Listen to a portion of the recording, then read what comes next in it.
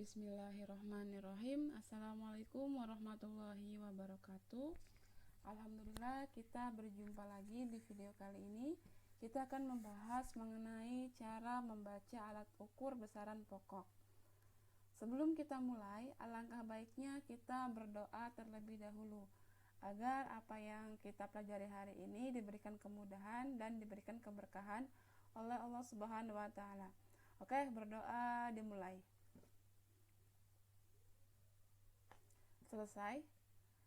Oke, sebelum kita mulai pembelajaran, alangkah baiknya kalian untuk menyiapkan buku catatan dan alat tulis untuk mencatat hal-hal yang akan kita bahas hari ini. Nah, tujuan belajar hari ini yang pertama yaitu menganalisis alat ukur jangka sorong, kemudian menganalisis alat ukur mikrometer skrup, dan menganalisis pengukuran besaran turunan sederhana yang sering dijumpai dalam kehidupan sehari-hari. Nah, besaran turunan yang akan dibahas nanti yaitu mengenai massa jenis. Oke, lanjut. Yang pertama, kita lihat dulu di sini ada beberapa alat ukur besaran panjang. Ya, ada meteran, kemudian meteran kelos, penggaris, mikrometer skrup, dan jangka sorong. Nah, nanti kita akan bahas alat ukur mikrometer skrup dan jangka sorong. Oke, kita bahas dulu alat ukur yang pertama yaitu jangka sorong. Jangka sorong adalah alat ukur yang digunakan untuk mengukur suatu objek yang tidak dapat dilakukan dengan mistar. Misalnya diameter bagian dalam dan bagian luar cincin, serta kedalaman suatu lubang. Nah, ini ya. Jadi ketika kita mau mengukur tapi bendanya ini terlalu kecil, kemudian tidak bisa digunakan alat ukur penggaris, makanya digunakan alat ukur jangka sorong. Nah, jangka sorong memiliki skala terkecil 0,1 mm. Jadi itu ya, sangat kecil. Kemudian ini ada bentuk dari jangka sorong ya. Bentuknya seperti ini. Mungkin kalian pernah melihat, atau kalau belum, ini ya gambarannya seperti ini. Ada bagian rahang atas ya dan rahang bawah. Nah, bagian atas ini, bagian rahang atas ya, ini biasanya untuk mengukur bagian dalam ya, diameter dalam suatu benda. Kalau ini bagian luarnya. Nah, ini ada skala nonius dan skala utama. Nanti kita lihat di sini pengukurannya. Oke, kita bahas dulu cara pembacaan skala jangka sorong. Yang pertama ini ya. Pada jangka sorong terdapat dua skala, yaitu skala nonius dan skala utama. Nah, di sini ya bentuknya ya. Letaknya di sebelah sini, skala utama dan skala nonius. Skala utama bernilai cm dan skala nonius bernilai 1/10 cm. Lihat. Kemudian yang kedua, ini lihat angka 0 pada bagian skala nonius. Garis pada skala utama yang berada tepat di belakang 0 pada skala nonius adalah nilai ukur skala utamanya. Kemudian yang ketiga, setelah melihat nilai ukur skala utama, kita perlu membaca nilai ukur skala nonius dengan cara menentukan garis yang berhimpitan antara skala utama dengan skala nonius. Garis yang berhimpitan pada skala nonius merupakan nilai skala noniusnya. Dan yang terakhir, ketika sudah diketahui skala utama dan skala noniusnya, kita jumlahkan nilai ukurnya agar kita mendapatkan hasil pengukuran panjang benda tersebut. Oke, lanjut. Kita langsung ke contoh saja di sini. Ini ada sebuah contoh. Tentukan hasil pengukuran jangka sorong berikut ini dalam satuan cm. Nah, ini ya, ini gambarnya seperti ini. Jadi tadi ya, yang pertama untuk menentukan pengukuran jangka sorong, kita lihat dulu skala utamanya ya, dengan cara melihat angka 0 di skala noniusnya. Nah, ini ya. Ini angka 0-nya ada di sini kan ya. Nah, angka yang tepat di belakang 0 adalah 2. Nah, ini kan ya. Tapi ini ada kelebihan garis. Ya, garis 1 berarti nanti 21 cm atau 2,1 cm, atau kalau mau dijadikan milimeter itu 21 mm atau 2,1 cm. Ini ya, kita tulis sini. Kemudian setelah itu kita lihat skala noniusnya dengan cara melihat garis yang berhimpitan garis yang lurus dengan skala utamanya ya. Nah, ini kan ada di angka berapa nih? Ini kan 0 nih. 1, 2, 3, berarti ada di 3. Ya. Ini berarti 0,3 mm ya. Atau kita jadikan cm, yaitu 0,03 cm. Nah, kalau sudah seperti ini, kita jumlahkan antara skala utama dengan skala noniusnya, yaitu 2,1 cm ditambah 0,3 cm sama dengan 2,13 cm. Berarti hasil pengukuran jangka sorong tersebut sebesar 2,13 cm. Itu ya. Oke, lanjut. Kita ke contoh selanjutnya. Ini tentukan hasil pengukuran jangka sorong berikut ini dalam satuan cm. Nah, ini ya. Kita seperti biasa lihat dulu ini ya skala noniusnya ya, nolnya di mana? Di sini kan ya. Nah, ini angka yang tepat di belakang 0 adalah 10 ya. Ini 10 kan ya. Nah, ini 10. Kemudian kita tuliskan saja ya, langsung 10 cm. Kemudian kita lihat skala noniusnya, garis yang berhimpitan itu berarti ada di mana nih? Di sini kan ya? Ada di sebelah sini. Ini berarti 0, ini 1, 2, berarti ada di 2, berarti 0,02 cm. Ya. Tinggal jumlahkan saja ya antara skala nonius dengan skala utamanya. Berarti 10 ditambah 0,02 cm, yaitu hasilnya 10,02 cm. Itu ya, paham ya tentang jangka sorong. Kita lanjut ke micrometer screw. Ini ya, micrometer screw ini digunakan untuk mengukur ketebalan plat, diameter kawat, dan onderdil kendaraan yang berukuran kecil.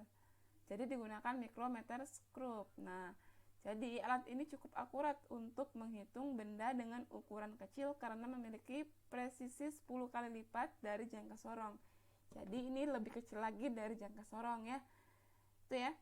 Nah, jadi tidak heran jika ketelitiannya itu bisa benar-benar diperhitungkan karena besarannya itu 0,01 mm. Kan tadi ya jangka sorong itu skalanya cuma 0,1 mm. Kalau micrometer screw ini bisa mencapai 0,01 mm. Oke, lanjut. Kita langsung saja ke contoh soalnya ya, pembacaan skala micrometer screw. Nah, di sini ada gambar micrometer screw. Nah, di sini ini adalah bagian skala utamanya dan sebelah sini adalah bagian skala noniusnya. Kita tentukan dulu di skala utama. Ini skala utama kan yang berhimpitan dengan skala nonius itu adalah 5 ya. Di sini 5. Kemudian yang bagian bawahnya 1 2 3 4 5 6. Tinggal tambahkan saja, kemudian dikalikan dengan 0,5 mm. Jadi 5 tambah 6 ini kan 11 nih. 11 dikali 0,5 sama dengan 5,5 mm.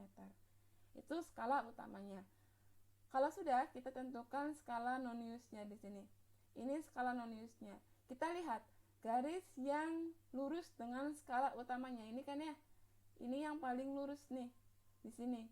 Kita lihat angkanya. Ini kan 25 nih. 25, 26, 27, 28. Berarti skala noniusnya itu 28. Kita kalikan dengan 0,01 mm, sehingga hasilnya 0,28 mm. Kalau sudah, kita jumlahkan antara skala utama dengan skala noniusnya. Berarti 5,5 mm ditambah 0,28 mm. Hasilnya 5,78 mm. Nah, seperti itu ya. Oke, kita lanjut ke contoh selanjutnya ya. Tentukan hasil pengukuran micrometer screw berikut. Nah, di sini sama ya. Ini gambarnya seperti ini. Kita lihat skala utamanya. Ini yang berhimpitan dengan ini ya, garis yang berhimpitan dengan skala noniusnya itu adalah 4. Kemudian garis yang bawahnya itu 1 2 3 4 5. Ada 5 angka. Berarti kita tuliskan di sini 4 ditambah 5 dikalikan 0,5 mm. Hasilnya 4,5 mm. Kemudian skala noniusnya kita lihat di sini. Ini yang paling lurus adalah di sini kan ya, di garis ini kan. Berarti ini 25, 26, 27, 28, 29. Berarti 29. kita kalikan dengan 0,01 mm, yaitu hasilnya 0,29 mm.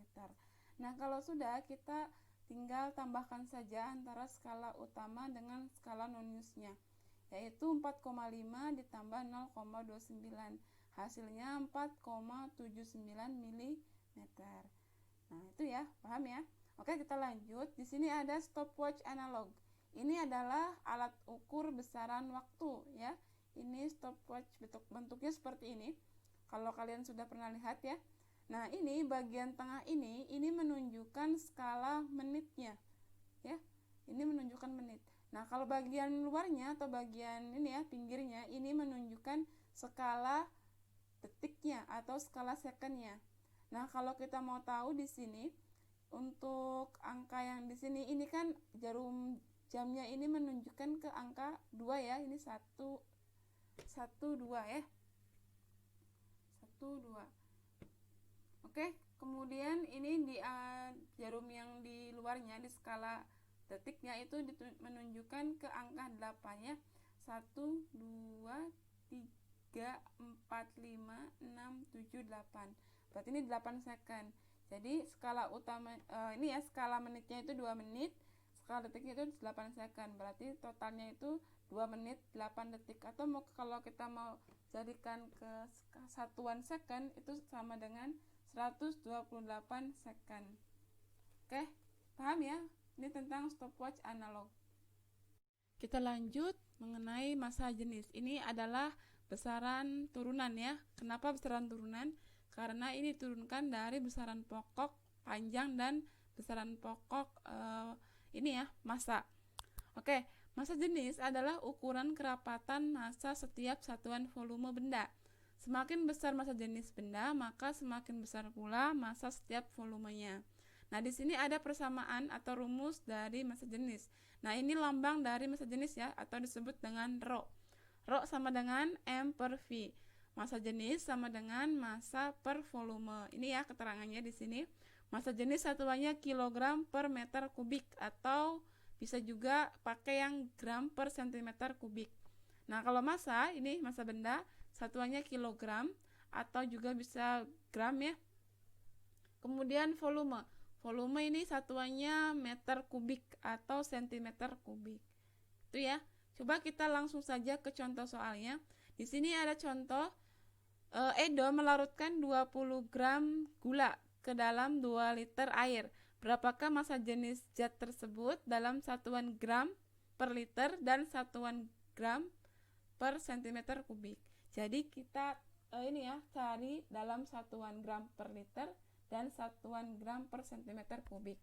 Oke, pertama-tama kita ketahui dulu di sini ada massa gula. Massanya sebesar 20 gram. Kemudian volume airnya sebesar 2 liter. Oke, ditanya ini berapa massa jenisnya gitu kan ya, dalam satuan gram per liter dan satuan gram per sentimeter kubik. Oke, kita jawab dulu yang pertama. Kita masukkan ya rumusnya. Rho sama dengan M per V, atau massa jenis sama dengan massa per volume. Kita masukkan volumenya sebesar 20 gram, kemudian volumenya 2 liter.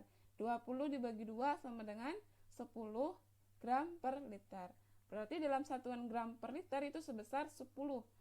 Nah, kalau sudah, kita cari dalam satuan gram per sentimeter kubik. Kita masukkan lagi ya rumusnya, massa jenis sama dengan massa per volume. 20 gram per 2 liter. Karena di sini masih liter ya, satuannya kita ganti ke sentimeter ya. Sebelum ke sentimeter kita ganti dulu ke desimeter. 2 liter itu sama dengan 2 desimeter kubik. Kenapa? Karena di sini 1 liter itu sama dengan 1 desimeter kubik ya. Jadi kayak gini. Nah, 2 desimeter kubik sama dengan 2000 cm kubik. Karena desi ke senti itu turun satu tangga ya. Karena di sini ada kubik, berarti setiap tangganya dikalikan dengan 1000. Berarti 2 dikali dengan 1000 sama dengan 2000. Nah, kalau sudah, 2 gram dibagi 2000 cm kubik sama dengan 0,01 gram per cm kubik. Gitu ya. Jadi ini dalam satuan gram per cm kubik itu sebesar 0,01. Itu ya. lanjut. Satu lagi contohnya di sini. Diketahui massa jenis suatu benda 0,5 gram per cm kubik. Apabila massa jenis tersebut dinyatakan dalam kilogram per meter kubik, massa jenis benda tersebut adalah, jadi kita ganti nih satuannya dari gram per cm kubik ke kilogram per meter kubik. Oke, kita jawab. Diketahui massa jenis ini berapa nih? 0,5 ya. Massa jenisnya 0,5 gram per cm kubik. Yang ditanyakan massa jenis dalam satuan kilogram per meter kubik. Oke, kita masukkan rumusnya. Massa jenis sama dengan massa per volume ya. Ini massanya ini sebesar 0,5 gram, kemudian volumenya 1 cm kubik. Karena di sini kan ya, gitu. Oke, kalau sudah, ini kan satuannya masih gram nih. Kita jadikan ke kilogram, dari gram ke kilogram. Ini ada tangganya ya, tangga konversi. Nah, di sini dari gram ke kilogram ini naik berapa tangga nih? 1, 2, 3. Ada 3 tangga. Berarti setiap tangga dibagi dengan 10. Berarti ini dibagi dengan 1000 karena ini naik 3 tangga. Berarti 0,5 gram dibagi dengan 1000. Itu hasilnya 0,0005 kilogram. Ya, ada 4 0 di depan 5. Oke, kalau sudah, kita yang bawahnya nih, yang volumenya. Ini kan 1 cm kubik, kita jadikan ke meter. Karena dari senti ke meter itu naik 2 tangga, berarti dibagi dengan 1 juta ya. Kenapa? Karena di sini ada kubik nih. Jadi setiap tangganya itu dibagi 1000. Karena 2 tangga berarti 1 juta. Oke, sudah ya. Kalau sudah, ini 0,0005 dibagi dengan 0,00001 meter kubik, sama dengan 500 kg per meter kubik. Nah, seperti itu. Oke. Sekian video kali ini, semoga bermanfaat dan sampai bertemu di video selanjutnya. Terima kasih. Assalamualaikum warahmatullahi wabarakatuh.